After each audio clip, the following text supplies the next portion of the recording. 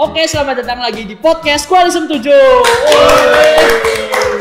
Nah, semangat banget nih, membawa angin segar nih, karena aku bakal ngobrol-ngobrol santai bareng universitas yang sering disebut-sebut Universitas Gudang Mantu. Apalagi kalau bukan UGM nih. Dan lagi nih, UGM tuh udah jadi favoritnya anak semada buat masuk ke UGM.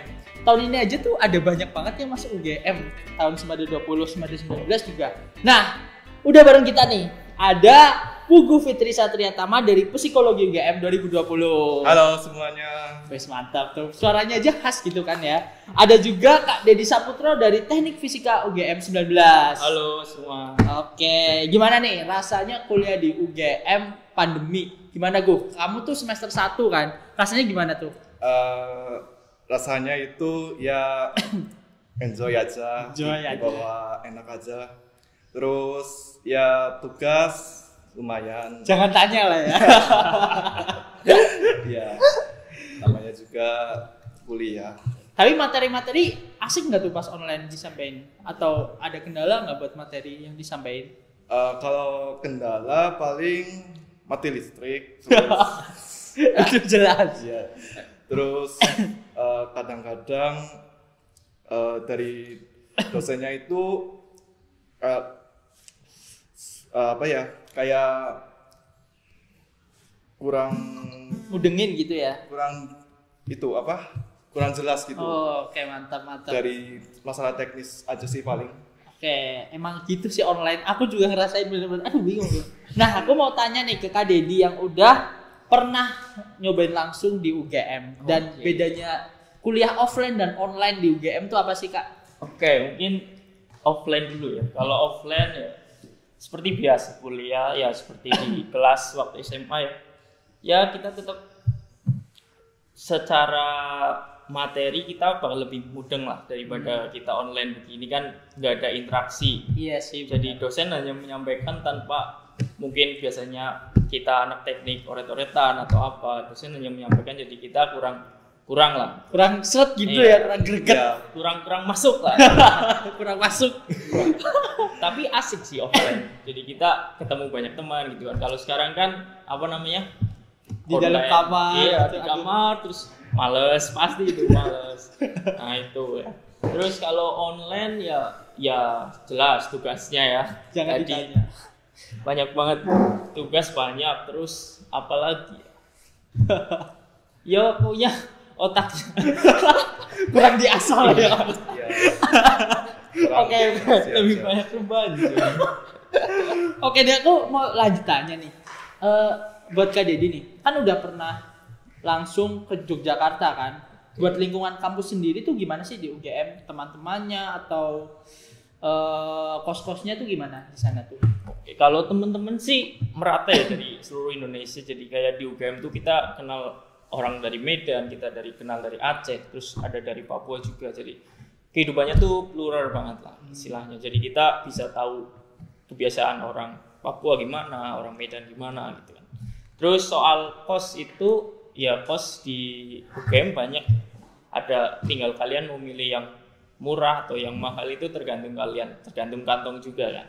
Terus apalagi ya, soal Asrama nih biasanya asrama. pada tanya nih tentang asrama di UGM. Kalau asrama di UGM itu ada, tapi nggak wajib. Tapi asrama diperuntukkan untuk tahun pertama. Oh. Kalau misal mau lanjut asrama di tahun kedua itu kita harus jadi pengasuh di situ. Oh. Dan itu juga ada seleksinya. Gitu. Tapi bayarnya lebih murah sih. Berapa tuh Kak? Kira-kira harga asrama di UGM? Asrama di UGM itu biasanya kalau saya tahu dari temen sih 5 sampai 6 Per tahun? Iya, per tahun 5 juta sampai 6 juta per tahun, tergantung lantainya. Semakin tinggi semakin murah. Iya, soalnya susah sih Iya, dari atas ke mobilitas. bawah. Nah, buat fasilitas nih, terutama buat Kak Dedi yang anak teknik nih, yang udah pernah mencicipi langsung fasilitas di UGM tuh ada apa aja? Banyak ya. Di UGM tuh ya jelas pasti perpusnya bagus banget ya.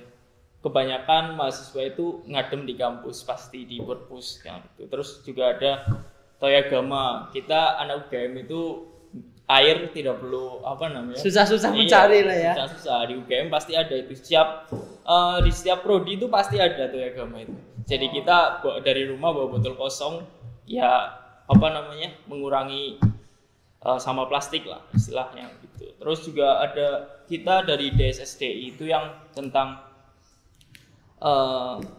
jaringan gitu. Kita juga ada WiFi jelas ya, cepet.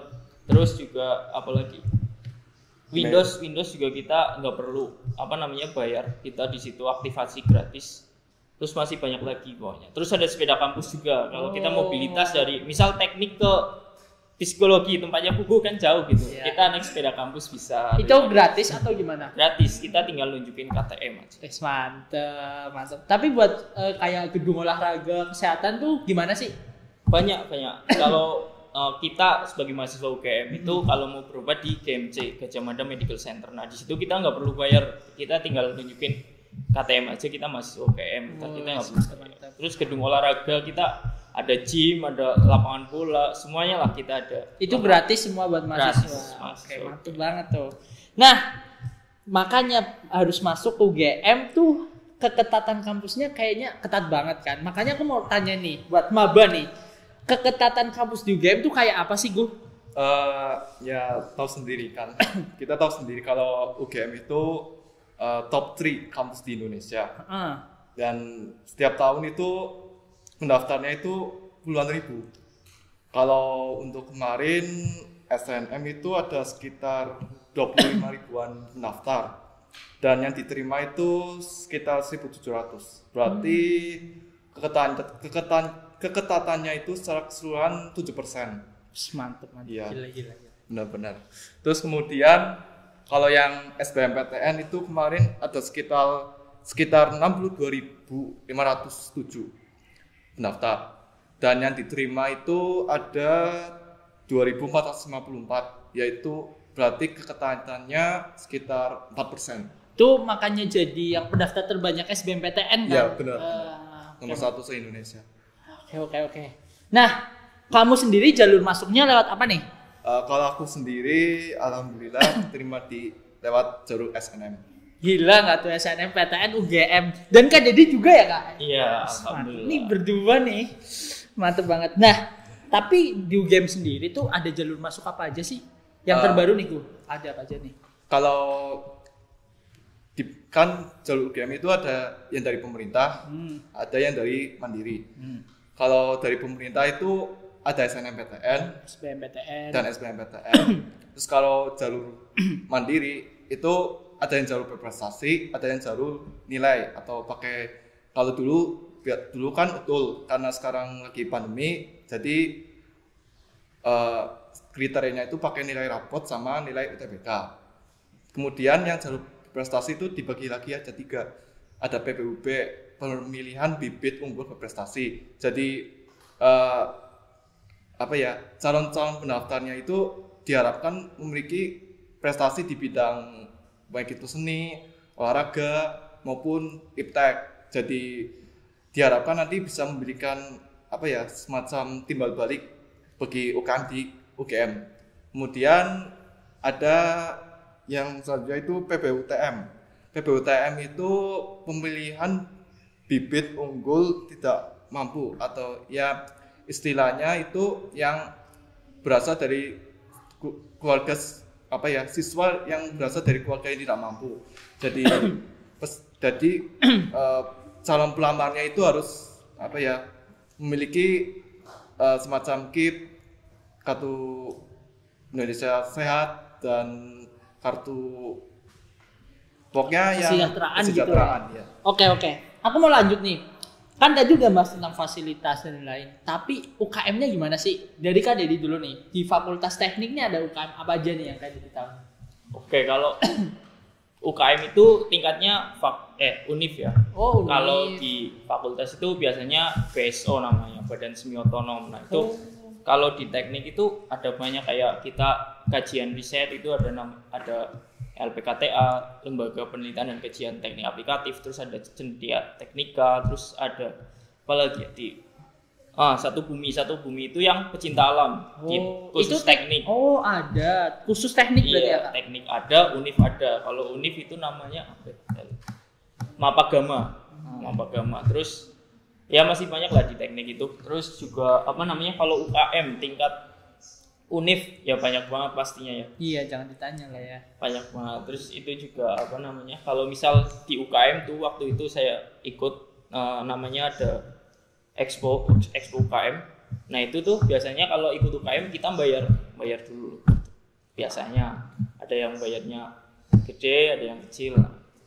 Tapi kalau yang kayak tim robotik tuh masuk UKM atau beda sendiri? Itu masuknya tim kreativitas UGM. Oh, berarti bukan UKM gitu ya? Bukan, itu masuknya tim. Jadi itu di bawah kreativitas UGM namanya. Nah, itu timnya ada banyak sih. Apa aja tuh? Ada yang bagian mobil, itu ada Bima Sakti namanya. Dia itu yang kayak mobil formula gitulah. Oh, itu yang terkenal kan? Iya. Yang udah di media tuh. Tim Smart juga ada, tim Smart. Terus Cem Ekar itu yang robot mobil pakainya bahan kimia gitu. Itu terus ada yang pesawat, ada Gamma Force itu yang pesawat yang buat balapan, Gamma Force. Terus ada GMAT juga pesawat, Aerospace Team. Terus juga ada kapal Gamantara. Mantap. Kalau Kak Dedi sendiri ikutnya apa nih Kak? Kalau saya ikutnya yang di teknik, saya ikut yang lembaga riset tentang yang LPKTA itu tadi, Lembaga Penelitian dan Kajian Teknik Aplikatif. Terus juga saya ikut tim Gamantara ya. Yes, mantap. Itu juga harus ada seleksinya ya Kak? Iya, seleksinya ya begitulah. Dan kerennya tuh diterima gitu, mantep banget sih. Alhamdulillah. Buat Puguh nih, UKM atau kayak organisasi di Fakultas Psikologi itu apa? Ya, jadi kalau UKM di psikologi itu namanya BKM, Badan Kegiatan Mahasiswa. Nah, di psikologi itu ada banyak. Misal LM psikologi, itu semacam badan eksekutif tingkat fakultas. Terus kemudian ada keluarga mahasiswa muslim psikologi. Itu semacam apa ya? Wadah yang menghimpun mahasiswa-mahasiswa yang beragama Islam dan melakukan pengajian terhadap psikologi Islam. Terus ada PMK, Persekutuan Mahasiswa Kristen, ada KMK, Keluarga Mahasiswa Katolik. Kemudian ada Badan Penerbitan dan Pers Mahasiswa Psikomedia. Jadi ini semacam Jurnalistik. ya jurnalistik tingkat fakultas. Kemudian ada Repsi Gama, Apa itu? Relawan Psikologi Gajah Mada. Jadi mereka ini adalah apa ya, semacam yang membantu ketika ada bencana atau Kesehatan mental gitu-gitu, iya nggak? semacam apa ya, kerelawanan, volunteer. Bener Ya. banget. Oke. Aku mau lanjut ke pertanyaan yang udah adik-adik Semada 21 kirim. Cuma kan ini pertanyaannya banyak banget dan menjurus gitu, kayak misal kedokteran, terus gizi. Nah, pertanyaan tentang kedokteran gizi nanti kita bakal share di grup UGM-nya sendiri dan bakal dijawab sama teman-teman dari Semada 20 yang udah masuk ke jurusan ini gitu loh. Jadi nggak bakal dijawab di sini. Tapi kita akan menjawab beberapa pertanyaan yang udah masuk nih. Salah satunya ini nih. Kak, rata-rata nilai SNMPTN buat masuk ke UGM berapa? Mumpung nih ada yang sosum, ada yang saintek. Dari Kak Dedi dulu deh. Dulu berapa Kak? Oke, kalau saya sih kalau di rata-rata dari semester 1 kira-kira 90,3 kayaknya. 90,3. Iya. Itu teknik fisika. Ya, kalau saya Di tahun 2019. Kalau Puguh nih yang terbaru berapa Puguh? Kalau aku dari semester 1 sampai semester 5 rata-ratanya aku alhamdulillah dapat 93. Ya. 93. Itu kira-kira kalau amannya di UGM 9 ke atas lah. Kira-kira. Oke, aku mau tanya nih. Kak, di UGM itu ada jurusan tata boga nggak sih Kak? mungkin aku boleh jawab ya. Kalau di UGM nggak ada tata boga. UNY ada. UNY ya, ada. Lanjut lagi nih. Gimana sih Kak dosen-dosen di UGM, cara mengajarnya tuh asik apa enggak? Kalau dosen sendiri itu ya tergantung dari pilihan kita sih. Tapi kebanyakan itu asik kok, nggak nggak begitu sepaneng lah kalau ngajar, santai ya, tergantung dari cara kita menyikapinya. Tapi UGM dosen-dosennya lumayan berkualitas lah kalau dalam mengajar. Jangan ditanya lah ya, kampus top 3. Terus kalau teknik gimana Kak? Dosen Kalau teknik? teknik ya hampir sama kayak yang buku jelasin sih. Kita yang penting ya ada yang asik, ada yang ya Tiba-tiba gitu lah. ulangan. Iya. Tiba-tiba kuis. Kita kan nggak tahu ya. Ya begitulah. Soal kita harus siap pokoknya kalau ketemu dosen tuh. Kita yang menyesuaikan dosennya. Kalau dari subjektif saya sendiri sih ya asik-asik semua. Kita bisa diskusi bareng, saling bertukar pikiran. Nggak perlu sepaneng banget gitu lah. Oke, mantap. Nah, banyak yang tanya nih dari list UKT di UGM nih. Dari buku deh, UKT di psikologi itu berapa? Kalau rata-ratanya aja nih di fakultas yang sosum itu berapa sih, Bu? Jadi di UGM itu ada 8 golongan UKT.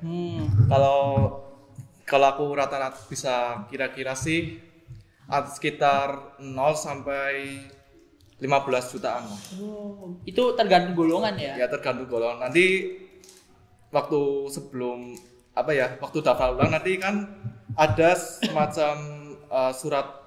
Jadi kita itu nanti suruh scan surat keterangan penghasilan dari orang tua. Nah, dari kampusnya itu nanti akan menentukan nanti kira-kira ini cocoknya masuk ke golongan UKT mana kayak gitu. Jadi ya pihak kampus yang menentukan. Siap. Yang UKT. Kalau teknik juga sama ya, Kak? Sama kayak buku. Golongannya ada 8 sama. Oke. Nah, terakhir nih. Apa yang bikin UGM menjadi salah satu kampus favorit di Indonesia? Dari Kak Dedi deh, kenapa sih, Kak? UGM kampus favorit. Ya mungkin kalau dari secara prestasi jelas ya banyak. Anak-anak UGM itu yang jelas kreatif semua. Mereka banyak ikut lomba.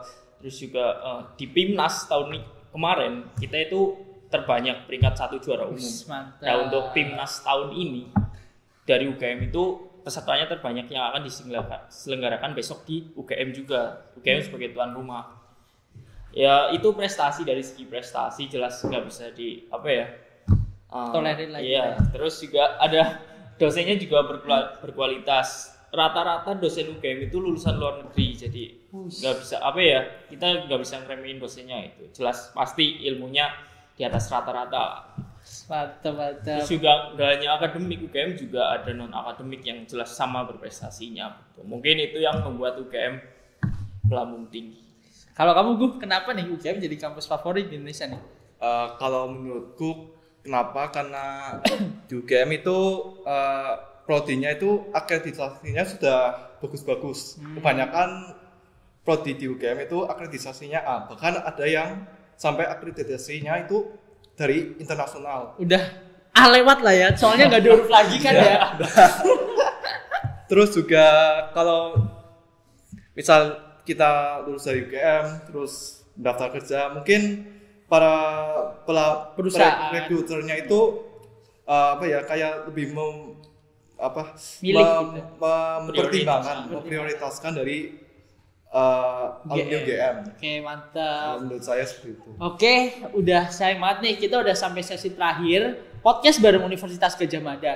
Tapi aku mau ini dong, satu lagi. Kenapa adik-adik Semada 21 harus milih UGM? Dari Kak Dedi ini. Sama ini, kasih kata-kata penyemangat buat adik-adik yang lagi belajar. Oke. Kenapa harus masuk UGM? Itu yang pertama jelas prestasi univnya ya, jelas top 3. Terus juga fasilitas menunjang banget. Terus juga Jogja itu sangat lingkungannya intelektual banget gitulah. Enak buat belajar gitu. Enak juga kalau misal kita sepaneng belajar kita bisa wisata kan banyak. Wisata di UGM di Jogja banyak banget. Jadi saat kita jenuh belajar kita bisa refreshing dulu, melepas penat dulu. Kalau di UGM gitu. Kasih kata-kata motivasi nih. Oke, kata semangat ya untuk adik-adik kelas 12 mungkin sekarang saatnya kalian belajar gitu ya. Belajar meraih apa yang kalian inginkan. Targetkan apa yang kalian mau dari sekarang agar kalian bisa mencapai target yang kalian inginkan. Dan intinya kalian harus belajar, berdoa, dan yang terpenting restu orang tua. Siap. Oke, aku ikut termotivasi juga nih. Lah, Puguh nih, kenapa adik-adik Semada 21 harus milih Universitas Gadjah Mada? Buat adik-adik dan teman-teman yang ingin mencari pengalaman baru, ingin mencari banyak relasi, bisa masuk UGM. Karena di UGM itu tidak hanya dari Jawa, ada dari Sumatera, Kalimantan, sampai Papua juga ada. Dan bagi teman-teman yang ingin merasakan bagaimana rasanya menjadi anak rantau, bisa masuk UGM. Karena untuk melatih kemandirian seperti itu. Mantap. Kasih kata-kata motivasi dong yang buat teman-teman lagi belajar nih. Ya, untuk teman-teman semuanya tetap semangat dan jangan lupa berdoa. Kemudian tetap jaga motivasinya hingga seleksi pendaftaran nanti. Semoga teman-teman mendapatkan apa yang teman-teman cita-citakan. Oke, mantep banget. Podcast kali ini mantep banget bareng Universitas Gadjah Mada. Nah, buat adik-adik Semada 21 harus tetap semangat nih sesuai pesan dari Kak Dedi dan juga Mas Puguh nih. Nah, oke, sampai jumpa di podcast selanjutnya. Tetap semangat dan harus rajin-rajin berdoa. Oke, sampai jumpa di podcast selanjutnya.